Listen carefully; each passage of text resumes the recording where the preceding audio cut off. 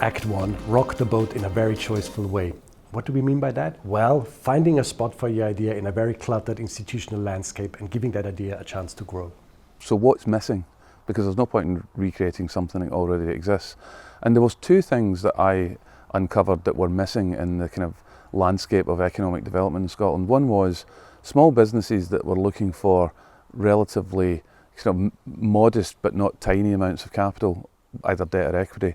So more than 1 million but less than 10. And that's quite difficult in Scotland, and I discovered it's actually quite difficult around the world. And then the other thing was, and it's probably what the bank will become best known for, is investing in long-term patient capital projects, things that take a very long time to come to fruition, that the private sector is kind of reluctant to invest in because it's beyond their risk appetite.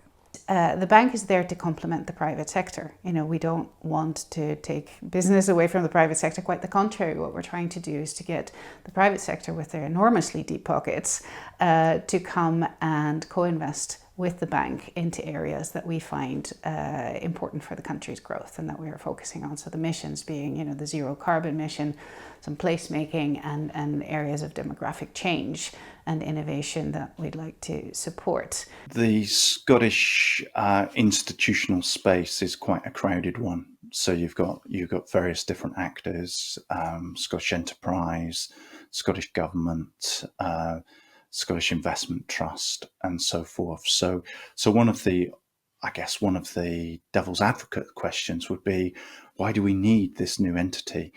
And I guess it would also be, why now? So I think for Benny Higgins, in terms of navigating this, it was about sort of working out what the vision for it was, and then thinking, okay, how do I get people on side?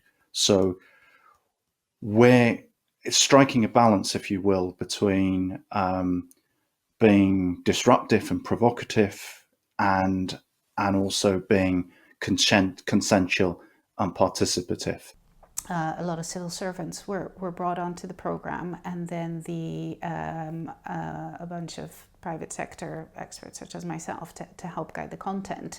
And the kind of implicit assumption that the private sector was bad, I thought was very interesting and very pervasive. You know, there was no way, well, we could never do that because the bankers will go off and do this evil thing. You think, well, no, you're setting up an institution with a set of values, which the program worked on and are entirely appropriate and right. And you know, you're not going to be paying banker salaries either. So you will be attracting the kinds of people who might have the skills and expertise and commercial nous, which is what you want for the bank to work, but who also care about giving back. And those could be, you know, people who are still in their ascendancy in their career, who just think, you know, I don't want to be doing this, I want to do that. But people, maybe some older people who want to give back, or just people who want to learn the ropes. And I did feel that there was this suspiciousness and this skepticism about these people that we're building this for, and will they be able to do the things that we want them to do? And I would say, you know, have a little bit of faith, because you would be, you're setting up the conditions to attract the right people, and those will be the people who deliver. Yeah, I'm sure at the beginning he was probably quite shocked, and they were probably quite shocked about the way he operated and thought about the world and how they operated and thought about the world. So, you know, bureaucracies are very slow, they're meticulous. You know, we expect them to be transparent and open and all these things at all times. Private sector probably sometimes slightly faster. So that definitely was a culture shock involved. I think Benny is quite clear on that, so he talks more about that. Well, up until, 2.5 years ago, or getting closer to 3 years now, I had never worked with government. I had been involved in government meetings, but never worked inside the machine, if you like. And it works in a particular way. It's got its own processes, it's got its own culture. And actually, a lot of people in the private sector will be very critical of government. Actually, I've met some of the most able people I've ever worked with in government, but they do have their way of doing things. And the idea of bringing someone from the private sector in has to be that you do things a bit differently. And I've sought to do that. And I suppose my quote about rock the boat but don't sink the boat is, you've got to challenge the way things get done. But if you just get totally frustrated with the way it gets done normally, you won't make much progress. So you've got to kind of work with the system, but do it differently. Yeah, absolutely. I mean, even just in his manner and how he would actually engage with people, and I think, everybody's very familiar with the way that the civil service works and the way that the government, works more broadly, and the amount of kind of bureaucracy, as people would call it. And, Benny, it's kind of the antithesis of how Benny's management style. And, certainly I think, even in his own professional background, most recently when he kind of set up and built Tesco Bank as an entity, he did that as a kind of, as a startup essentially, and had to create and imagine what that institution would look like. And so I think the actual project of, creating the blueprint for the National Investment Bank wasn't so dissimilar, but, he had a very kind of tough timeline for getting it done, and that really required him to, I guess, work at pace, and also kind of break down barriers that to lots of people would seem challenging and take quite a lot of time to manoeuvre. Increasingly, we see initiatives that span across public, private, and NGO sectors, and that's not going to go away. We're going to see far more of that in the future. So we really need to have a sense of how to get these different groups working together. In the past, the story of collaboration has not been a good one. I think members of the different communities are quick to caricature each other, to stereotype and stigmatize other groups. What we see in this case, I think, is a really interesting and constructive dialogue between different sectors that is based on respect. So we see leading politicians, leading public servants, leading business and finance people, and leading academics working together to create something. Of course, there'll be disagreements. And people have different identities, and they bring that to the project.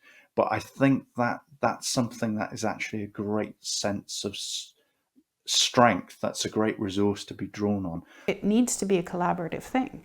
The biggest risk, I think, in projects such as this, which is about investing money on commercial terms for economic development, is that you become the preferred partner for businesses. They'd rather come to you than the private sector. That's the worst thing that can happen. You need to absolutely look at how are you complementary to what's out there? How do you make the private sector move in the direction that you want it to do, rather than have all the businesses come to us because we're the nice bank? And that's something that you really have to keep an eye on.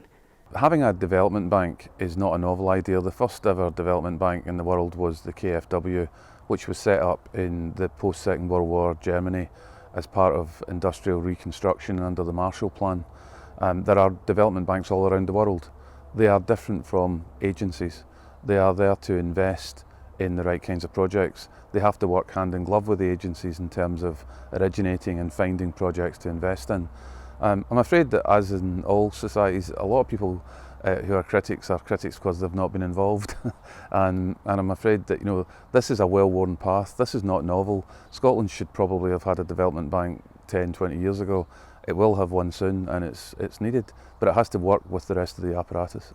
I mean, I think the people that were most kind of aggrieved were actually less the people that were say the academic kind of view of what sort of organisation could this be, and it was more what sort of kind of upsetting the apple cart of the existing organisations. So because there were other organisations within the, I suppose, the Scottish Government economic apparatus, then there was concern about what does this mean for me and what does it mean for my job, and actually people probably who thought that they were people who subsequently probably thought, actually, I'm probably not been doing my job as well as I could, or they're going to compare this National Investment Bank to the Scottish Investment Bank, say, and thinking, well, actually, why didn't we come up with this idea, or why didn't we kind of push for this? And so I think that was probably less criticism of Benny and more kind of probably personal criticism that people probably ended up having to deal with.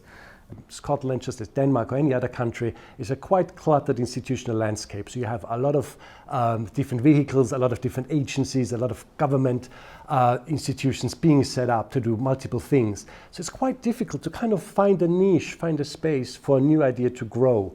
So a colleague once said, you don't grow a new plant by just chucking it out the window into a garden. So you need to create a context for that plant to grow. So that's a really difficult thing to do. I think Benny kind of uses a different metaphor. He says, you have to rock the boat, but not sink the boat, right? So how do you actually create the need for a new idea without upsetting other already existing initiatives? How do you find a space for your idea to grow? That is really the first important lesson that we can learn from his story.